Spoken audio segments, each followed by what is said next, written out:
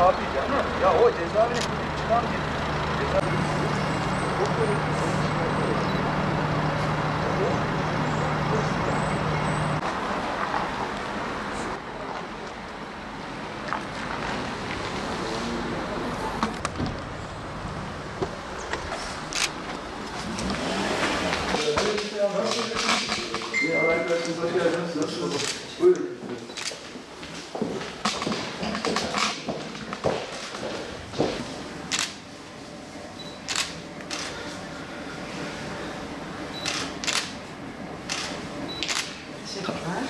Nasılsınız, iyisiniz? Teşekkürler. Siz sonralar çok şükür geçmiş olsun. Allah razı olsun, sağ olun. Çok toparladık yani. Biraz benim uzun sürdü. Ama şu an siz de aradığınız, ilgilendiğiniz hastalıklarınız sağ olun. Teşekkür ederiz arkadaşlar. Belgesinde tanımıştım. Tamam. Sizden başka Hoş geldiniz. Siz de iyisiniz. İyiyiz. teşekkür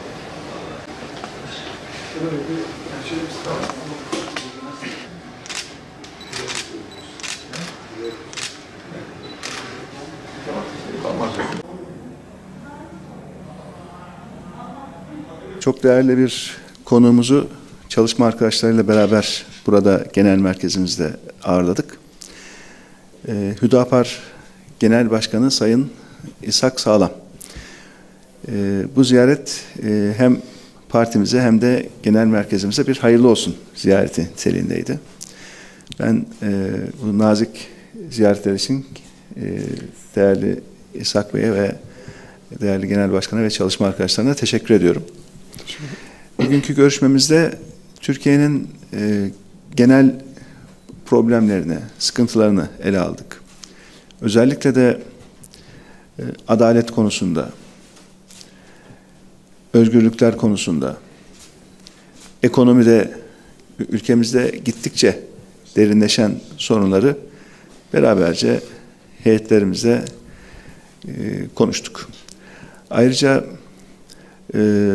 hem Hüdapar'ın teşkilatlanma süreciyle alakalı, kongre süreciyle alakalı Sayın Sağlam bize bilgiler verdi. Biz de kendi çalışmalarımızı, teşkilatlanma sürecimizi kendileriyle paylaştık. Tabii Türkiye her alanda şu anda sorunlar yaşayan bir ülke. Özellikle demokrasinin işleyişiyle ilgili problemlerimiz var. Güçler ayrımı artık neredeyse çalışmaz hale geldi. Yürütmenin hem parlamento üzerindeki etkisi, kontrolü, baskısı hem de en üst yargı kurumları, Anayasa Mahkemesi dahil yargı üzerindeki baskısı gerçekten ülkemizdeki sorunların temelinde. Biz Türkiye için parlamenter bir sistemi, güçlendirilmiş bir parlamenter sistemi istiyoruz, savunuyoruz. Bunun için çalışıyoruz. Şeffaf, hesap verebilir ve demokrat bir bakış açısıyla Türkiye'nin yönetilmesi gerektiğini düşünüyoruz. Bu tabii partimizin kuruluşundan sonraki ilk böyle heyetler arası görüşmemiz. Bundan sonra da Hüdapar'la Deva Partisi arasındaki diyalog, istişare devam edecektir. Ben tekrar kendilerine burada oldukları için, bu ziyaretler için teşekkür ediyorum. Buyurun. Ben teşekkür ederim. Tekrar partinizin ve genel merkezinin hayırlar ve vesile olmasını diliyorum. Bu hüsnü kabulünüz için de ayrıyeten teşekkür ederim. Evet, Sayın Genel Başkanım da dediği gibi biz bugün bir nezaket ziyaretine, bir hayırlı olsun ziyaretine geldik. Bu ilk ziyaretimizdir inşallah. Karşılıklı olarak ülkeye hizmet etmek isteyen, ülke için, ülke sorunlarına çözüm arayan iki parti olarak beraber belki ortak hareket etme, çözüm arayışı noktasında ilişkilerimiz inşallah devam edecek. Biz Hüdapar olarak siyasi partilerin birbirlerinin rakipleri olmadığı, belki ülke sorunlarını çözüm noktasında birbirlerine yardımlaşması gereken, dayanışması gereken partiler olması gerektiğini düşünüyoruz. 8 yıllık bir geçmişimiz var bizim ve ilk günden beri bu konuda mücadele veriyoruz. Çünkü Türkiye'de maalesef muhalefet anlayışı, siyasi partilerin algılanış şekli bizim çok da kabul edeceğimiz, benimseyeceğimiz bir şekilde değil. Bütün siyasi partiler ülkeye hizmet etmek için, ülkenin sıkıntılarını gidermek için ve ülkeyi yönetmek için ortaya çıkan tüzel kişiliklerdir. Bu anlamda bütün partiler hizmet noktasında ortak bir noktada buluşmaktadırlar. Madem ki bizim siyasi partiler olarak amacımız ülkeye hizmettir, o nedenle biz her zaman ülke için bir şeyler yapma, bir araya gelme, arayış içerisinde bulunma konusunda bu ilişkilerimizi devam ettirmemiz lazım. Elbette siyasi partiler rekabet içinde olacaklar ama bu sadece sandık ortaya konduğu dönemle sınırlı olması gerekir diye düşünüyoruz.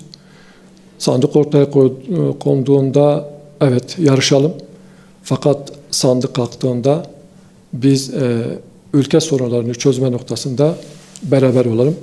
Sayın Genel Başkan'ın dile getirdiği gibi biz bugün ülke meseleleriyle ilgili görüş alışverişinde bulunduk ve inşallah bu devam edecek ve biz Türkiye'ye inşallah bu süreçte daha yeni bir siyasi söylem, yeni bir siyasi parti dayanışması, belki seçim ittifakı anlamında değil, ülke meselelerini görüşme anlamında inşallah yeni bir sürecin de başlamasına vesile olmasını diliyorum. 2002 yılında AK Parti iktidarı başladığında Türkiye'de bu Kürt meselesi konusunda ciddi bir ümit ışığı doğdu. Epey de aşama kat edildi. 2008-2009 dönemlerinde belki bunun zirvesini yaşadık. Gerçekten sadece Kürtler açısından değil, belki bütün ülke açısından artık Türkiye'de Kürt meselesinin konuşulmayacağı bir dönemi de görebileceğimiz ümidi oluşmuştu ama özellikle son birkaç yıldır maalesef tekrar Kürtleri yok sayan, Kürt meselesini yok sayan, bunu sadece silahlı mücadeleye dayayan bir anlayışa doğru gittiğimizi görüyoruz. Ben öyle zannediyorum ki bu şekilde devam ederse 2002 öncesinden daha kötü bir duruma da bir gidiş var. Halbuki çok büyük bir avantaj sağlamıştık bu konuda. Bütün bir toplum olarak bu sorunun çözülebileceği kanaati hasıl olmuştu. Ve toplumun verdiği destek had safhadaydı.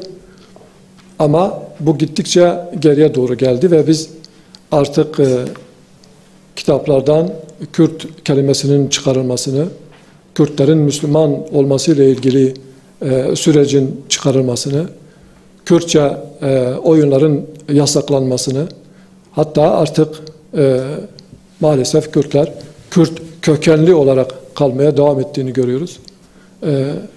Şu anda maalesef hiç de beklemediğimiz, belki bu 2002'den sonra hiç de toplumun razı olmayacağı bir durumdayız. Terör örgütü 40 yıldır şöyle bir tezle ortaya çıkmaktadır. Ben silah kullandığım zaman, silahım iyi ses çıkarttığı zaman bu devlet Kürt meselesini gündeme alıyor ve çözüm için bir şeyler yapıyor. Ne zaman silah sussa, namlular indirilse bu unutuluyor diye. Halbuki şu anda belki çok uzun yıllardır görmediğimiz nispi bir sükunet ortamı var. Biz tam da zamanıdır diyoruz aslında. Madem ki örgütün 40 yıldır böyle bir anlayışı var, toplum içerisinde yerleştirmiş, bunu yıkmanın zamanıdır.